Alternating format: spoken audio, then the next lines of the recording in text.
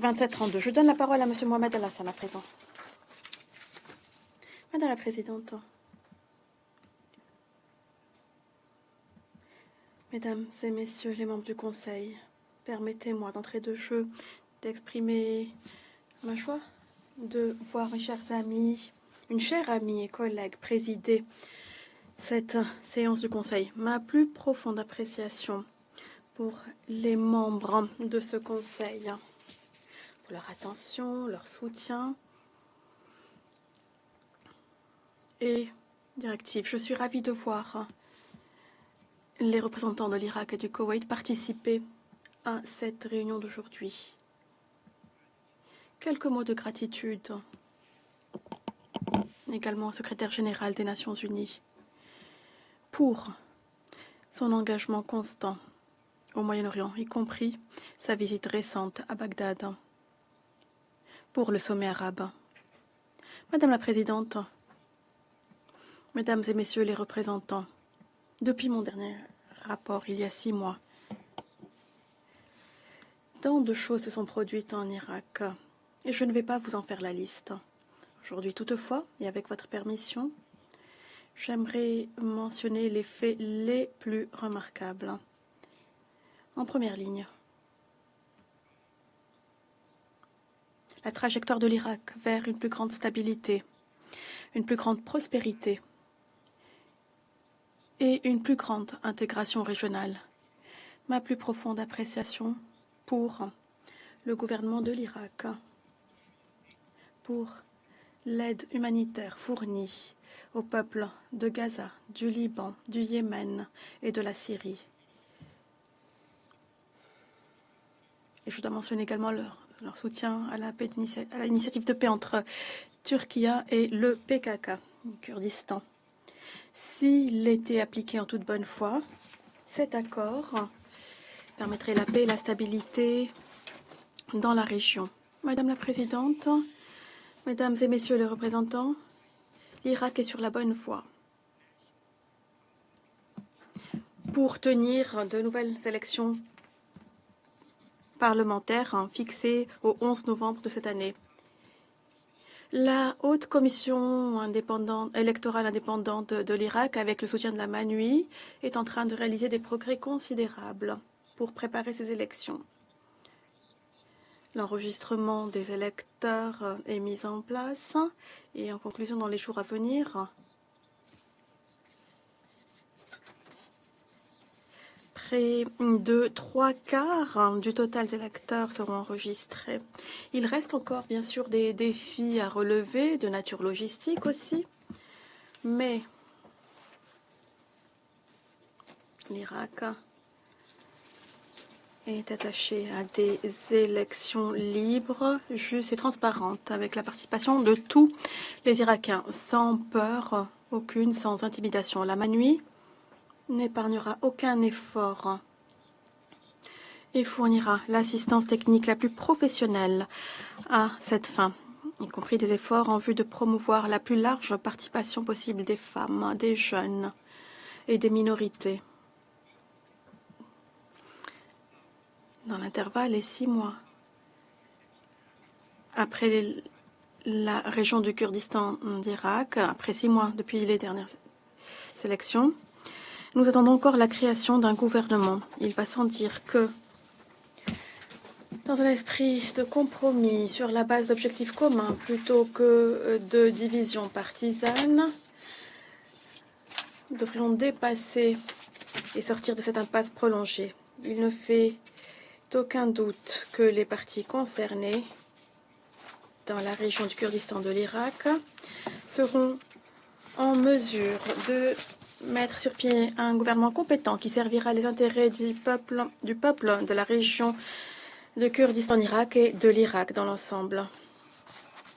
J'aimerais insister à ce stade sur le fait que la relation Bagdad-Erbil est un partenariat reposant sur un dialogue et une collaboration constante, enracinée dans la constitution de l'Irak, afin de trancher et résoudre toute question en suspens entre les deux parties.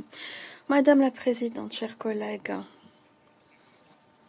plus de 800 Irakiens sont retournés du camp d'Al-Hol, au nord-est de la Syrie, il y a 10 jours, vers le centre Al-Amal, en Irak. Ceci démontre la volonté du gouvernement irakien d'accélérer le processus de retour de ses citoyens avec le soutien des Nations Unies. Il est toutefois essentiel d'investir des ressources adéquates afin d'appuyer une réinsertion digne des familles retournées et afin d'assurer un processus judiciaire équitable pour les détenus rapatriés. S'il est vrai que l'Irak continue de réaliser des progrès considérables sur la question des retours du nord-est de la Syrie, la situation des personnes déplacées en Irak continue d'exiger une attention urgente. Des centaines de milliers d'individus sont toujours déplacés en Irak.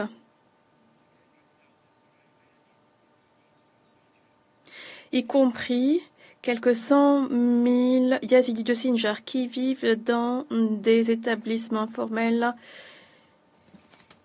en Kurdistan et ailleurs en Irak, dans des conditions précaires. Alors oui,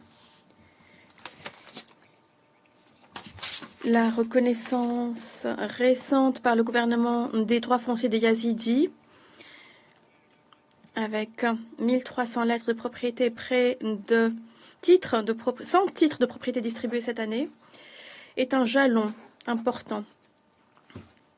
Et le gouvernement irakien a pris l'initiative également d'offrir des réparations aux rescapés yazidis et autres minorités. Toutefois, si nous voulons créer des conditions durables pour ces retours, il faudra davantage de cohérence politique et de mesures administratives et sécuritaires, hormis un investissement considérable dans la création d'emplois et les services locaux. Le gouvernement de l'Irak doit accélérer son adoption d'un plan national global pour des solutions durables. Le processus de retour ne peut simplement être une réinstallation physique. Il doit s'agir d'un processus significatif qui permette de reconstruire des vies, des moyens de subsistance et l'espoir pour l'avenir. Et je vais passer à l'arabe.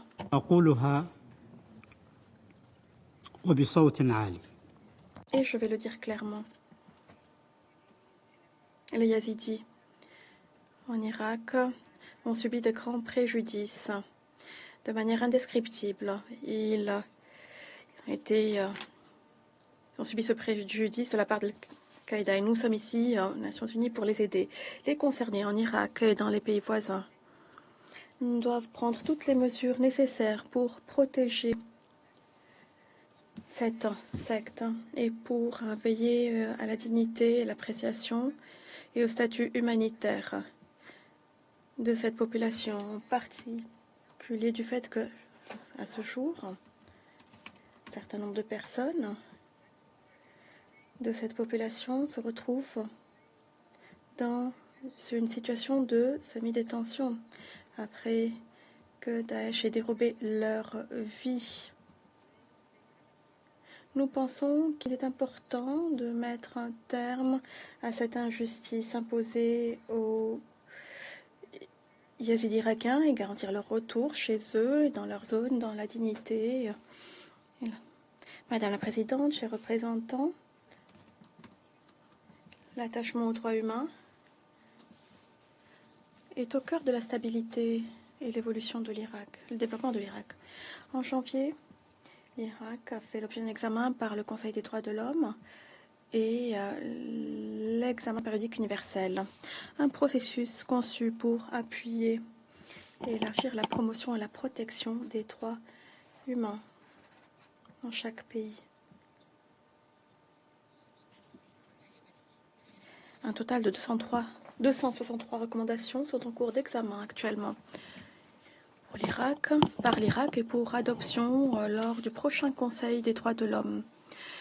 Des progrès ont également été réalisé sur un projet de loi relatif aux minorités, droits des minorités et l'adoption d'une stratégie nationale pour lutter contre le discours de haine.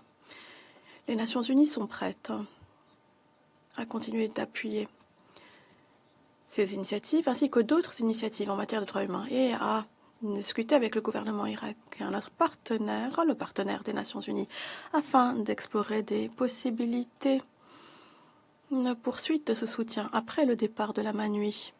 Et je vais passer à l'arabe de nouveau. من بين الملفات المتعلقة بحقوق الإنسان Parmi les dossiers des droits humains à examiner en toute urgence, il y a la question des disparus, des détenus, prisonniers, sans procès juste et transparent. Nous espérons que toutes ces questions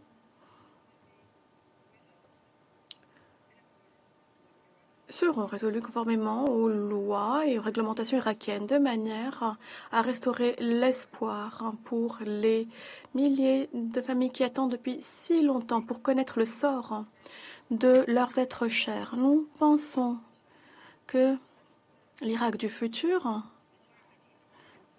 doit être un Irak en harmonie avec lui-même, avec ses voisins, et l'Irak est en mesure de le faire. La justice et l'égalité par-dessus tout pour tous les Irakiens, indépendamment de leur appartenance. Voilà à quoi ressemble l'Irak du futur auquel nous aspirons. Et nous avons pleinement confiance dans le fait que l'Irak et les Irakiens seront en mesure de réaliser cette vision d'avenir. Je passe à l'anglais, chers représentants, pour revenir à la question des ressortissants koweïtiens et ressortissants d'États tiers disparus concernant le recours aux technologies de pointe afin d'identifier les sites où se trouvent leurs dépouilles. Eh bien, nous félicitons des efforts réalisés, mais il s'agira de redoubler d'efforts, renforcer la coopération et la coordination, y compris dans la recherche de témoins, afin de retrouver les dépouilles de quelques 300 disparus koweïtiens et afin d'apporter des réponses à leurs familles qu'ils attendent depuis si longtemps. Je réitère également l'importance qu'il y a à accélérer cette recherche pour localiser et rendre les biens disparus, y compris les archives nationales du Koweït, et en particulier suite à la décision récente, dont nous félicitons, visant à réactiver la commission conjointe Irak-Koweït sur les biens disparus. Sur les autres questions en suspens entre l'Irak et le Koweït, eh bien, nous pensons que la reprise des réunions de la commission technique et juridique, saisie de la mise en œuvre de la question de la délimitation des frontières maritimes, au-delà de l'indicateur marqueur 162, est un progrès louable. Des efforts constants afin de restaurer la confiance, de la renforcer entre deux pays frères sont essentiels pour un avenir plus stable, plus coopératif. En outre, nous valorisons au plus haut point les positions du président irakien, du Premier ministre irakien, pour ce qui est de la décision prise par la Cour constitutionnelle suprême sur les accords dits Al-Abdallah. Nous confirmons la nécessité de prendre des décisions visant à préserver la sécurité et la stabilité et garantir le respect des buts et principes de la Charte des Nations Unies, des rapports de bon voisinage et la non-ingérence dans les affaires internes. Nous renouvelons l'offre de la Manui afin de présenter et offrir ces bons services, bons offices. Dans le cas où les deux parties le demanderaient, permettez-moi de mentionner que l'État du Koweït a été victime de l'invasion. Et pour nous, pour pouvoir faire notre deuil et en terminer, nous devons travailler ensemble pour rétablir la confiance. Ceci exige des mesures pratiques et des promesses qui soient honorées sur le terrain, à l'écart de toute politisation et en se concentrant sur ce qui rapproche ces deux pays et sur ce qui peut favoriser des relations de partenariat positives. Il faut se concentrer sur ce qui nous rapproche. Il reste 6 mois avant que le mandat de la MANUI ne soit terminé. Je tiens à dire aux membres du Conseil que la mission continue de mener à bien sa transition conformément au calendrier prévu et en coopération étroite avec le gouvernement de l'Irak, que je veux remercier chaleureusement de son aide, de son assistance et de sa coordination. Je veux également dire au Conseil que nous avons fermé les bureaux de la mission à Mossoul et à Kirkouk. Et peu à peu, nous réduisons nos effectifs pour équilibrer la réduction de notre mission avec la poursuite de nos tâches de par notre mandat.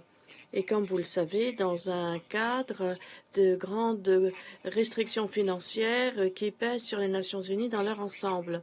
Je tiens à répéter ma confiance quant à la résilience du peuple irakien et quant à la détermination de leurs dirigeants.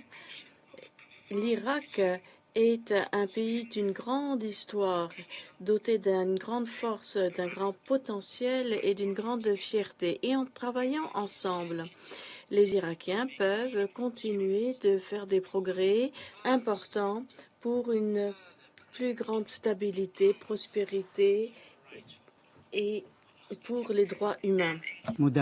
Et pour conclure, je voudrais répéter ma confiance complète en l'Irak, dans les Irakiens, et quant à la capacité de ce grand pays, qui compte parmi les membres fondateurs des Nations Unies, de retrouver son statut parmi les pays.